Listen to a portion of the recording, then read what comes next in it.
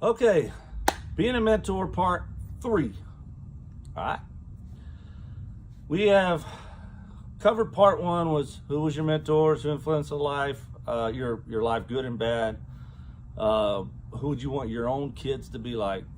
Do you have good morals and ethics, and are you a good Christian?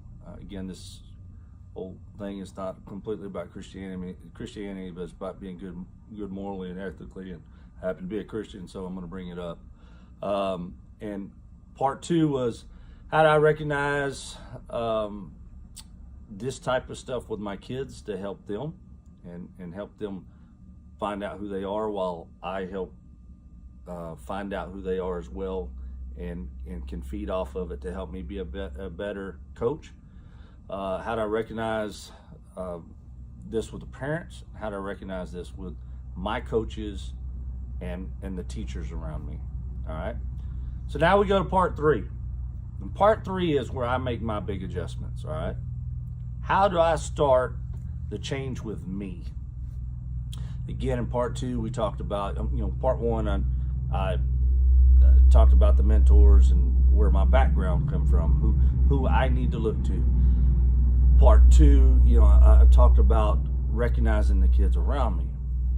Part 3 is how do I really start these changes with me? So those 1 and 2 does start the change with me. But overall, every morning when I get up, I need to create some motivation in my life. When I get up in the morning, I need to say to myself, today, I'm going to make it through the whole day being excited and helping these kids move to the next level. All right? So when I get up, I get my notebook out. I got a small notebook. I keep information in. I get up and I pull the notebook out and I look at who still has not signed in college in my program, all the way to the 12-year-olds. Okay? And I have a list of who should be at the top of me really working on getting there. Who's the next group? Who's the next group? Who's the next group? And I get excited when I get the information sent out about these kids, when I'm sending out by email or text messages about some of these kids. And it starts my day off on a positive note. Okay?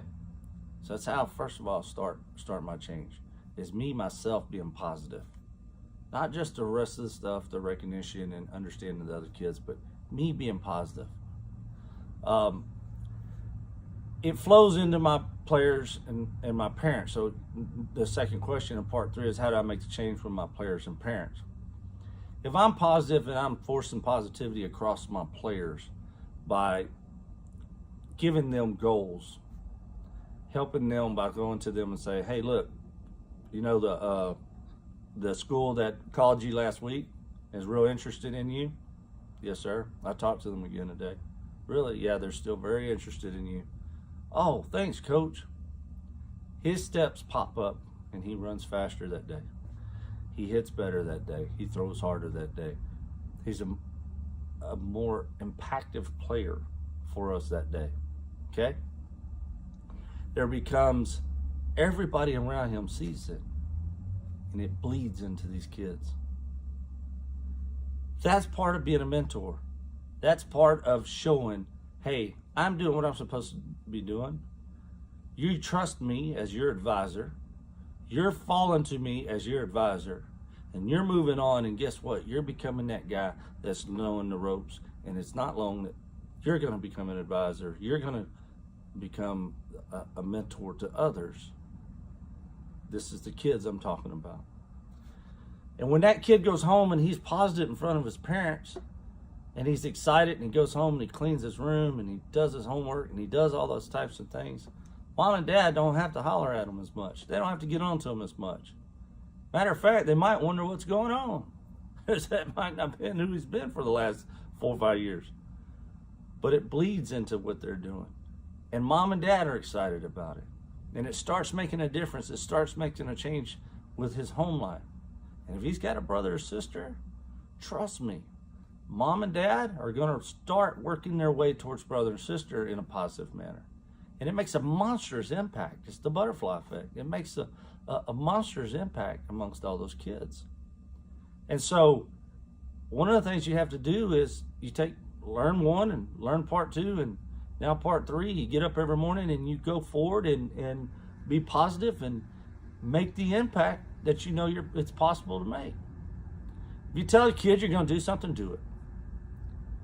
If you're telling kids negative things, that the kid don't belong in your program, or the kid's never going to make it, or the kid's too short, or the kid's too overweight, or the kid don't throw hard enough, or the kid don't hit hard enough, what do you think's going to happen to that kid's attitude? Not every kid is going to say, well, I'm going to get stronger, bigger, and faster and prove the coach wrong. Matter of fact, most or the majority of them don't do that. To make an impact on the kid, what you have to do is you have to give him the tools or help him mold his tools and help him get a little force or a little drive behind him, but let him burn his own fuel on his own fire. If you have to burn his fuel on his own fire when push comes to shove in that right game, you're not going to win that last game of the series. It's not going to happen because these kids got to be able to motivate themselves. And if you're that coach that's hollering to your kids on the bleachers, get off the bench and get on the fence. If you're that coach, you have a problem with the way that you're coaching.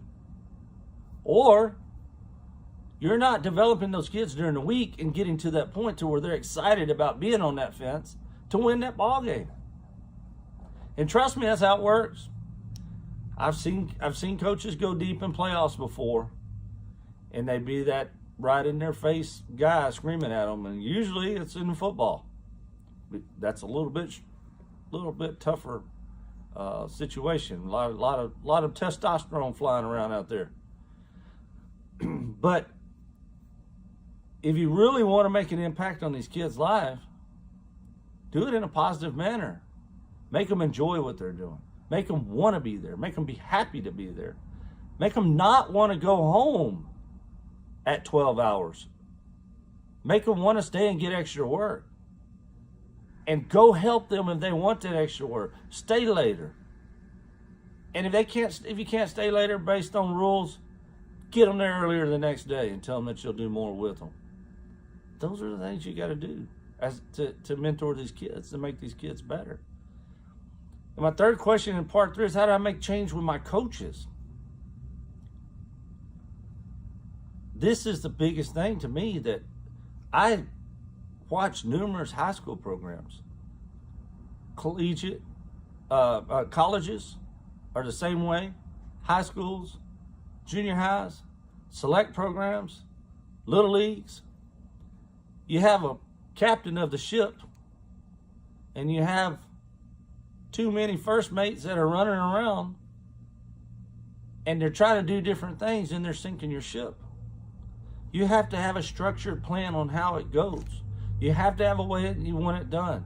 And you have to have terminology that fits the program, that matches up. Because what happens is when you're the mentor, you're the main guy, and you go to that kid and you tell them a certain way to do things, and you have 2 other coaches that are already telling them something different, you all look like fools. Everybody looks like fools. Everybody looks like we don't know what we're talking about. And now everybody gets into this frustration mode, and that kid don't know who to trust anymore. And he loses your trust. You lose his trust. And it's not long.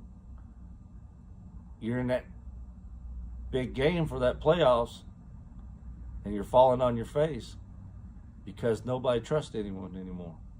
And remember, a mentor is an experienced or trusted advisor, and you lose that. So it's important that you get all your coaches on the same page and you get a short leash with them. And when that time comes, you have to be firm with the coaches. They're adults. And there's a point to where they have to understand they're adults, and that these kids, and I'm not trying to say that these kids need a safe place by no means, but these kids are looking at you as their mentor, as their leader, and you got to make sure that you have everybody around you under control with it. All right, part 3's done. back at 10 minutes with this one, and we're going to move on to part 4. Again, thank you for watching. Please watch part 4. Part 4 is the finale. Thank you.